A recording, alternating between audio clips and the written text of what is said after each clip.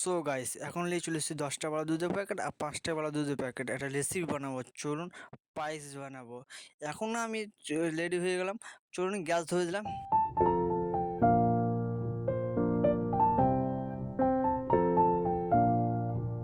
এখন দুধের প্যাকেট ঢেলে দেবো, 10টা বড়া দুধের প্যাকেট ঢেলে দেবো, ঠিক আছে? সবটি ঢেলে দেবো, ঠিক আছে? ঢালা হলো সবটি, পুরোটি ঢেলে দেবো, ঠিক আছে?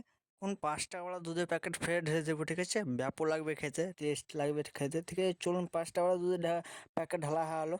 চলুন লাস্ট ভিডিওতে দেখা যাক কি হয়। একটু চামচ দেওয়া রেড়ে নেবা, চামচ যদি থাকে গোল চামচ লেড়ে নেবো ভালো করে, ঠিক আছে?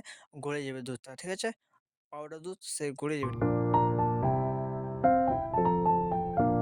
তো দুধ ঢেলে দিলাম, ঠিক আছে? দুধটা সফটে ঢেলে দেবা, ঠিক একটুকু লাগবে না, সফটে দুধ ঢেলে দিলাম। এলাচ কুটি রেখে এলাচটাকে দিয়ে দেবা দুধের মধ্যে। পায়েস সেন্ট উঠবে, পায়েসের সেন্ট উঠবে। 50% চিনি দিয়ে দেবা, 50% আমি চিনি নিয়ে নিয়েছি, ঢেলে দেবো চিনিটাকে, ঠিক আছে? চিনি ঢালার পরে আগে ডাবকে দিয়ে দেবা।